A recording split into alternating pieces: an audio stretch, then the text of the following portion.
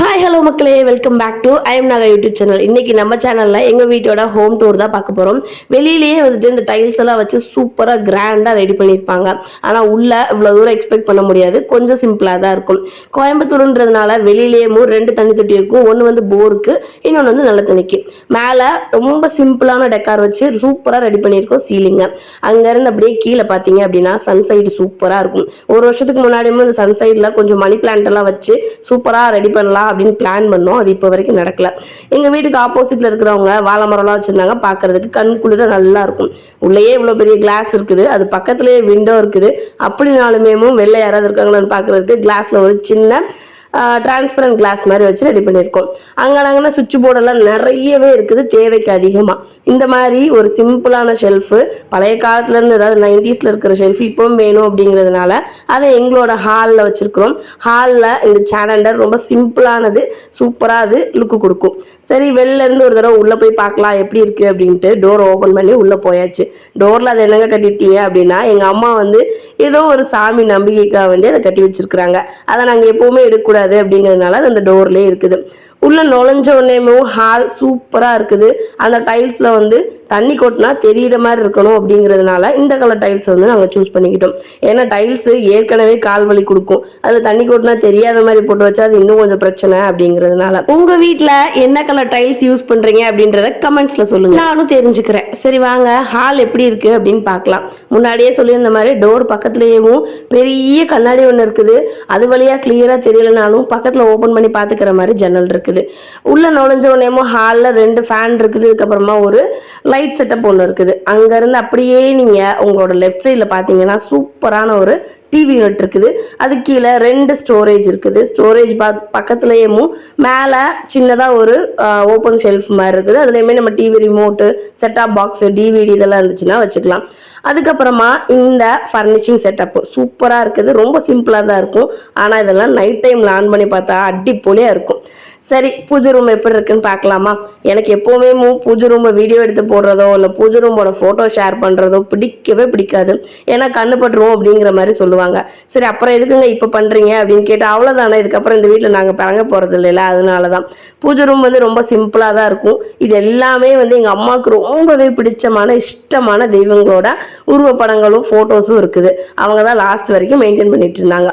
சரி, அப்படியே கிச்சனுக்குள்ளே போய் இந்த ஃபர்னிஷிங் செட்டப் எல்லாம் பார்த்தோம் அப்படின்னா கிச்சன்ல கபோர்டு அளவுக்கு அதிகமாகவே கொடுத்துருக்காங்க. ஆனால் அது வந்து ரொம்ப டிஸ்டர்பன்ஸாக இருக்கா அப்படின்னு கேட்டால் இல்லவே இல்லை. ரொம்ப நீட்டாக எங்கனக்குள்ள எங்கன செட்டப் பண்ணால் நல்லா இருக்கும் அப்படிங்கிற மாதிரி 2 ஃபுல் ஷெல்ஃபும் அதுக்கு டோர் கொடுத்துருக்காங்க. கீழே செப்பரேட்டாக நம்ம அரிசி, பருப்பு, அண்டா, தண்ணி இதெல்லாம் வச்சுக்கிற மாதிரி இருக்குது. சரி, ஹாலில் இருந்து அப்படியே உள்ளே போனோம்னா சைடு பெட்ரூம் ஒன்று இருக்குது. இதை வந்து கெஸ்ட் ரூமாக கூட நாங்கள் யூஸ் பண்ணிக்கிடுவோம். இப்போ வரைக்கும் என்னோட சிஸ்டர் யூஸ் பண்ணிட்டு இருந்தாங்க. சப்போஸ் ஃபியூச்சரில் நாங்கள் இங்கே வந்தால் இது வந்து கெஸ்ட் ரூமாக தான் இருக்க போகுது. ஏன் அப்படின்னா இந்த ரூம்ல வந்து ரெஸ்ட் ரூம் கிடையாது. அழகா ஒரு ரூம், அங்க வந்து சைட்ல ஷெல்ஃப் இருக்குது. அப்புறமா எங்களோட வீட்டில் இந்த டைனிங் டேபிள் வந்து இந்த ரூம்ல தான் போட்டு வச்சிருக்கிறோம். மேலே வந்து ஸ்டோரேஜ் யூனிட் நிறையவே இருக்குது. எல்லா ரூம்லயுமே ஸ்டோரேஜ் யூனிட் அதிகமாகவே கொடுத்துருக்காங்க. இந்த கபோர்டை யூஸ் பண்ணி ஓப்பன் பண்ணி பார்த்தோம்னா இதில் ஒரு 4 to 5 ஷெல்ஃப்ஸ் இருக்குது. நீட்டாகவே ட்ரெஸ் அரேஞ்ச் பண்ணிக்கலாம். கீழே இருக்கிற நம்மளோட புக்ஸு இதெல்லாமே வச்சுக்கலாம். சரி, டோரை ஓப்பன் பண்ணோடனே ஸ்ட்ரைட்டாக நம்மளோட மாஸ்டர் பெட்ரூம் இருக்குது. அங்கேயுமே ஸ்டோரேஜ் யூனிட் கொடுத்துருக்குறாங்க. அதுக்கப்புறமா ஸ்விட்சஸ் கொடுத்துருக்காங்க. கீழே வந்து நைட் லேம்ப் கொடுத்துருக்காங்க. சைடில் வந்து ஷெல்ஃப் ஒன்று அரேஞ்ச் பண்ணியிருக்கிறோம். இங்கேயுமே விண்டோ இருக்குது. இந்த விண்டோவில் காற்று சூப்பராக வரும். அந்த மாஸ்டர் பெட்ரூமோட அட்டாச்சாக டாய்லெட் இருக்குது. ஸோ இதை வந்து நாங்கள் வந்து யூஸ் பண்ணிக்கிடுவோம். எனக்கு வந்து டாய்லெட் எப்பவுமே நீட் அண்ட் கிளீனாக இருக்கணும் அப்படிங்கிறது என்னோட ஆசை. ஆனால் நாங்கள் இங்கே வீடு வாங்கி போனதுக்கு அப்புறமா உப்பு தண்ணிங்கிறதுனால ரொம்பவே வெள்ளப்படிய ஆரம்பிச்சிருச்சு. நல்ல தண்ணிக்கு எழுதி வச்சிருக்குது, அது இன்னும் வந்த பாடு இல்லை. சும்மாவா சொன்னாங்க கல்யாணம் பண்ணிப்பாரு வீட்டை கட்டிப்பாருன்ட்டு? போதும் போதும் ஆகுது. வெளியில இருந்து பார்த்தா அவன் வீடு வாங்கிட்டான்னு வைத்தறிச்சல் தான் ஜாஸ்தியா இருக்குது. ஆனால் மாசம் மாசம் இஎம்ஐ கட்டி முடிச்சு அதுக்கப்புறமா இந்த தண்ணி, கரண்ட், வீட்டு வரி இதெல்லாம் கட்டி முடிக்கவங்கள உயிர் போய் உயிர் வந்துடுது. இது வந்து வெளியில இருக்கிற ஒரு ரெஸ்ட் ரூம். அங்கேயுமே வந்து உப்பு தண்ணி தான் இருக்குது அப்படிங்கிறதுனால உப்புக்கரை வந்து ரொம்பவே படிஞ்சிருக்குது. அங்கே வந்து ஓப்பன் விண்டோலாம் கிடையாது. நம்ம வந்து இந்த காலின்னு சொல்லுவாங்கல்ல, சிமெண்ட்லேயே பண்ணது அந்த மாதிரி இருக்குது. அதுக்கப்புறமா கிச்சனுக்குள்ள போய் பார்த்தோம் அப்படின்னா ஏற்கனவே நான் கிச்சனில் இருக்கிற கபோர்ட்ஸ் எல்லாமே உங்களுக்கு காமிச்சிருந்தேன். இப்போ வந்து கிச்சன் ஃபுல்லாக பார்க்குறோம். இங்கே வந்து ஒரு சின்ன விண்டோ கொடுத்துருக்குறாங்க. காற்று சூப்பர் சூப்பராக வரும். இது பத்தாதுன்னு சொல்லிட்டு ஸ்டவ்வுக்கு மேலே இந்த ஹீட் எல்லாம் வெளியில் போகிறதுக்கு அந்த எக்ஸாஸ்டர் ஃபேன் கூட வச்சுருக்குறாங்க. கிச்சனில் வந்து பிளாக் அண்ட் ஒயிட்டில் டைல்ஸை மிக்ஸ் பண்ணி கொடுத்துருக்குறோம். அதுக்கப்புறமா கிச்சன்லையுமே மேலே ஸ்டோரேஜ் யூனிட் சூப்பராக கொடுத்துருக்குறோம்.